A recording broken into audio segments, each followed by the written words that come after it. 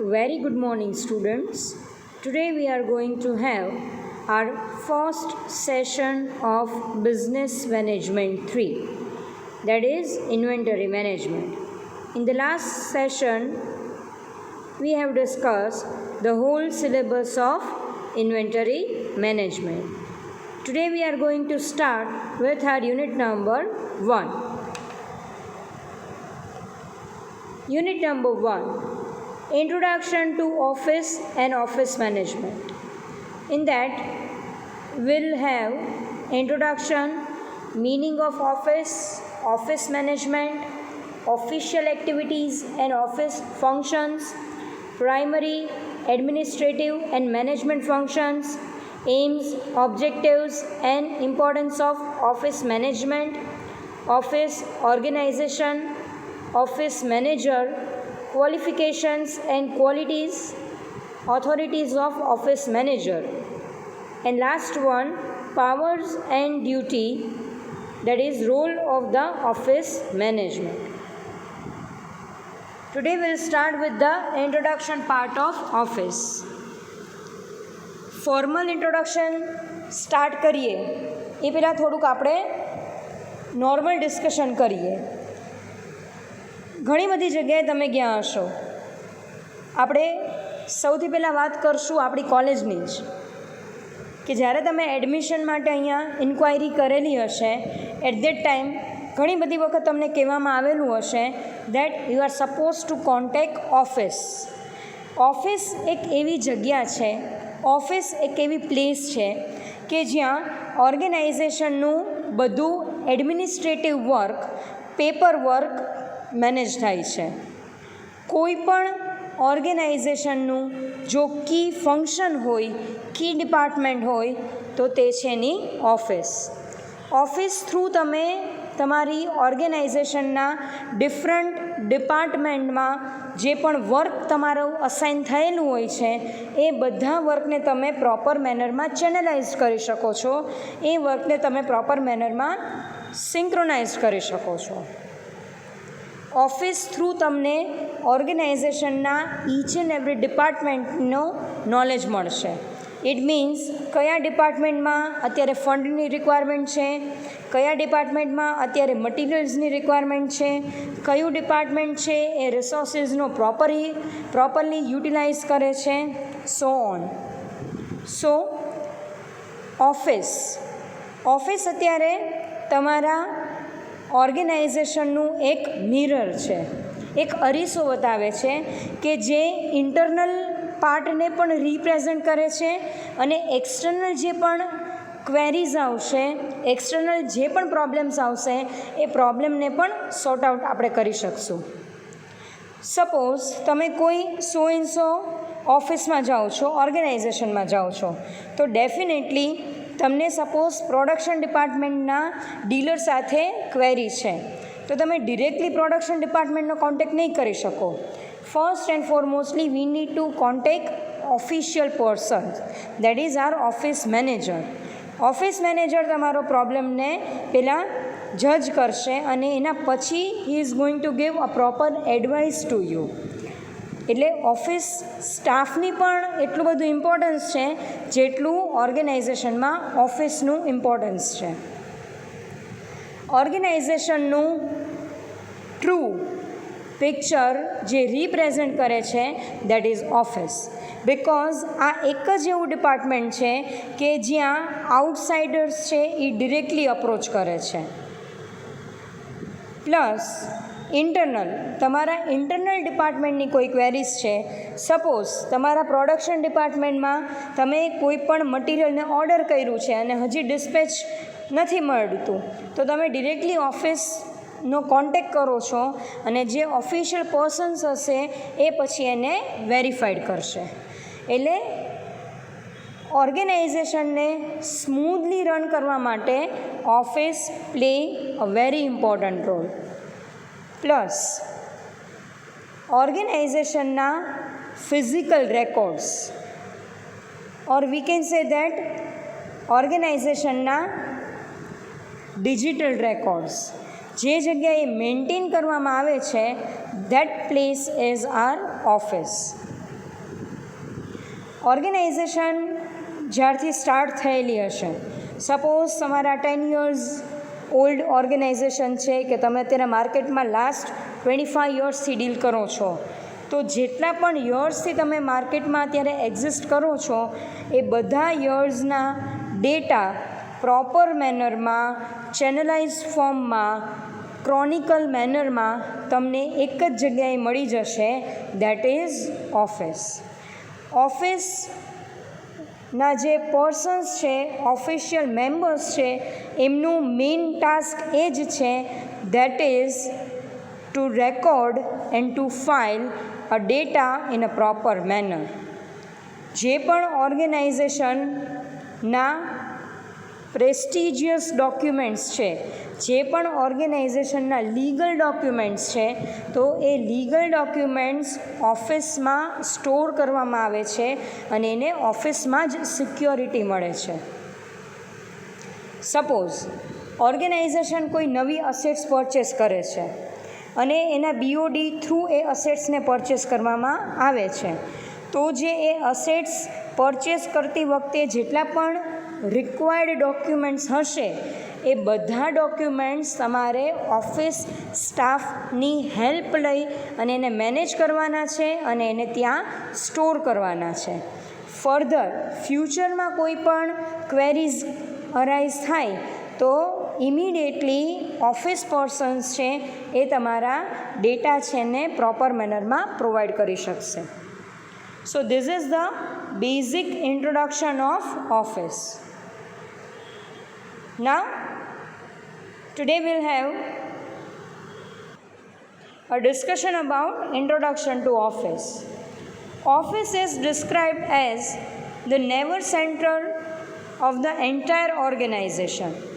The present day office activities have expanded to a wider extent to keep pace with rapid globalization. કોઈ પણ તમારા data છે એને તમે અહીંયા સ્ટોર કરો છો અને તમારા એન્ડ યુઝરને તમારે પહોંચાડવા છે. હવે એન્ડ યુઝર તમારી ઓર્ગેનાઇઝેશનનો ઇન્ટરનલ પાર્ટ નથી, પણ he is from the outside. તો એ આઉટસાઇડ એ કોઈ પણ પ્લેસ ઉપર હશે, એ ઇન્ડિયામાં હશે, એ ફોરેન કન્ટ્રીઝમાં હશે, પણ easily with the help of office we are able to transfer our data with a proper authentication. Further, office by itself has become an inseparable part of any business organization. કોઈ પણ office ડિપાર્ટમેન્ટને તમે ઓર્ગેનાઇઝેશનના internal part તરીકે જ consider કરી શકો છો. એને તમે ઓર્ગેનાઇઝેશનના મેઇન ડિપાર્ટમેન્ટ તરીકે કન્સિડર કરી શકો છો. ક્યારેય પણ એવું નહીં થાય કે ઓર્ગેનાઇઝેશનમાં તમે ઓફિસને ઇન્ક્લુડ નથી કરતા and you are going to have a proper work of your office or of your organisation. Without office, we are not able to manage anything. Modern offices are organized on scientific principles and their techno-savvy office managers, which has paved way for the sustenance of a business amidst cutthroat competitions. હવે જે ઓફિસનું organisation છે એ ઓફિસનું organisation that is totally based upon scientific manner. Scientific manner means તમારે મેનેજમેન્ટના funda total મેનરમાં જે practical funda છે એ તમારે તમારા ઓફિસના ઓર્ગેનાઇઝેશનમાં અપ્લાય કરવા પડશે. પ્લસ તમારા જે ઓફિસ મેનેજર છે એ તમારા ઓફિસ મેનેજર એટલા ક્વોલિફાઈડ હોવા જોઈએ કે જેના બેઝિસ ઉપર તમારું ઓફિસનું વર્ક સ્મૂધલી તમે કેરી કરી શકો અને એમાં લૂપ હોલ્સના ચાન્સીસ મિનિમમ હોય. In olden days, all the job of the organization had been done mostly by the proprietors. આપણે હિસ્ટ્રીની વાત કરીએ તો હિસ્ટ્રીમાં ઓર્ગેનાઇઝેશનની બધી એક્ટિવિટી ઓર્ગેનાઇઝેશનના મેઇન પર્સન થ્રુ કેરી કરવામાં આવતી હતી. બટ જેમ જેમ ટાઈમ પાસ થતો જાય એવી રીતે પ્રોપરાઇટર્સ એટલે જે ઓનર છે એ ઓનરને ઓર્ગેનાઇઝેશનના વેરિયસ ડિસિઝન્સ લેવાના હોય છે, like financial decisions, like marketing decisions, like HR decisions. તો એ ડિસિઝનને સોલ્વ કરવા માટે હવે he is not able to manage the office. એ ઓફિસને હવે મેનેજ નથી કરી શકતા. So for that reason they are going to appoint an authorized person who is going to solve or who is going to manage each and everything in office in behalf of proprietor. If the work was more, 2 or 3 persons were to be appointed. They sat in a small rooms and worked in a poorly lighted and confined place. There were no modern office amenities as today's.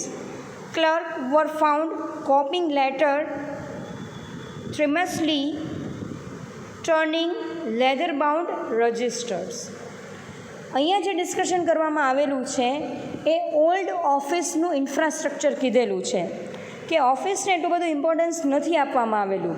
એક નાનકડી cabin હોય કે જેમાં lights પણ બહુ proper મેનરમાં work ન થતી હોય, 2 to 3 પર્સન્સ એની અંદર ઇન્વોલ્વ થયેલા હોય અને કન્ટિન્યુઅસલી એ લોકો એક જ લેટરની કોપી કરતા હોય અને એવી રીતે તમારી ઓફિસના ડેટાને મેનેજ થયેલા હોય. બટ અત્યારે મોડર્ન એરામાં આપણે બધા જોઈ જ શકીએ છીએ કે મોડર્ન ડેઝમાં ઓફિસ બહુ જ ઓફિસની જે એમ્યુનિટીઝ છે, જે ફેસિલિટીઝ છે એ બહુ જ હાઈ પ્રોફાઇલ હોય છે. તમે કોઈ પણ ઓર્ગેનાઇઝેશન કે કોઈ પણ ઇન્સ્ટિટ્યૂટથી ઇમ્પ્રેસ થાવ છો, so that is due to their infrastructure facilities of the office. એટલે અત્યારે રિસન્ટ એરામાં તમારે ઓફિસમાં પણ એવા હાઈલી ટેકનોકાસ્ટ ઇક્વિપમેન્ટ્સનો યુઝ કરવો પડશે. તમારે તમારી ઓફિસને અપ ટુ ડેટ રાખવી પડશે કે જેના બેઝિસ ઉપર તમારી ઓર્ગેનાઇઝેશનનું વર્ક પણ સ્મૂથલી પરફોર્મ થાય, પ્લસ તમારી ઓર્ગેનાઇઝેશનના જે આઉટસાઇડર્સ છે એ પણ તમારી ઓર્ગેનાઇઝેશનથી ઇઝીલી ઇમ્પ્રેસ થઈ શકે. Then after, since the typewriters had not come into general use, most of the office had to be performed manually and clerks would be found in spending most of their time in copying letters for dispatch to customers. Olden ડેઝમાં ટાઈપરાઇટરનો use annual report માટે અથવા ઓર્ગેનાઇઝેશનના કોઈપણ crucial ડિસિઝનને form કરવા માટે કરવામાં આવતો હતો. રૂટીનમાં દે વર નોટ યુઝિંગ ટાઈપરાઇટર્સ. એટલે જે તમારા ઓફિસના ક્લર્ક્સ છે, ઓફિસના જે મેમ્બર્સ છે, એ લોકો એવરી ડે પોતાનો ટાઈમ લેટર્સને કોપી કરવામાં અને ડિસ્પેચ કરવા માટે એ લોકો વેસ્ટ કરતા હતા. એટલે એકચ્યુઅલી જે ઓફિસનું ટાસ્ક હતું એ મિનિમમ થતું હતું અને ક્લેરિકલ વર્ક મેક્સિમમ થતું હતું. All the internal and external communication were performed through human agencies. The telephones and intercom systems were not generally in use. કોઈ પણ એક ડિપાર્ટમેન્ટમાંથી બીજા ડિપાર્ટમેન્ટમાં તમારે મેસેજ પાસ કરવાનો હોય તો at that time we are using humans. એટલે કોઈ એક વ્યક્તિ થ્રુ મેસેજને પાસ કરવાનો થતો. એટલે જે વ્યક્તિ એમાં યુઝ થતી એ વ્યક્તિનું વર્ક ટોટલી અનયુટિલાઇઝ થતું. એનો જે એક્ટિવિટી હતી એ ટોટલી વેસ્ટ થઈ જતી, કારણ કે એ પોતે વ્યક્તિ full on the day message pass કરવામાં જ પોતાનો ટાઈમ સ્પેન્ડ કરતા. The proprietor of business would be found sitting in the office room and supervising the office work. He personally deals with the customers and visitors. હવે honour ઓર્ગેનાઇઝેશનના જે honour છે, જે proprietor છે, એ પોતે વિઝિટર્સની વિઝિટ લેતા. Generally અત્યારે તમે કોઈ પણ ઇન્સ્ટિટ્યૂટમાં જાઓ અને તમે એમ કહો કે મારે ઓનરને મળવું છે, આ પર્ટિક્યુલર ઓર્ગેનાઇઝેશનના ઓનરને મળવું છે, તો now it is very difficult to meet the proprietors. But olden ડેઝમાં પ્રોપરાઇટર્સ ઇઝીલી અવેલેબલ હતા because infrastructure was not too good. In earlier period, production was generally from a limited number of raw materials that too available locally, and marketing the product was also in most cases confined to a local market. Generally કોઈ પણ organisation simple row મટીરિયલમાં deal કરતી હતી, જે raw material આપણને easily માર્કેટમાં, local માર્કેટમાં available હોય. Plus production process પણ આપણી લિમિટેડ હતી, that is up to a single product only. અને જે માર્કેટિંગની ટેકનિક્સ છે એ પણ આપણે લોકલી યુઝ કરતા હતા. એટલે ઓવરઓલ વિચારવા જઈએ તો ઓર્ગેનાઇઝેશનનું જે મેઇન ટાસ્ક હતું, જે ઈચ એન્ડ એવરી ડિપાર્ટમેન્ટનું ટાસ્ક હતું, એ મિનિમમ ટુ મિનિમમ હતું because at that time globalisation was not there. એટલે લિમિટેડ રિસોર્સિસનો યુઝ કરવાનો હતો, એટલે વર્ક લિમિટેડ થઈ જતું હતું, અને એ લિમિટેડ વર્કના બેઝિસ ઉપર they are able to manage each and everything.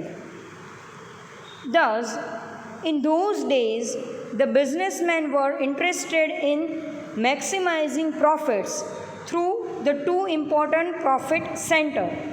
The first one that is production and second one that is marketing.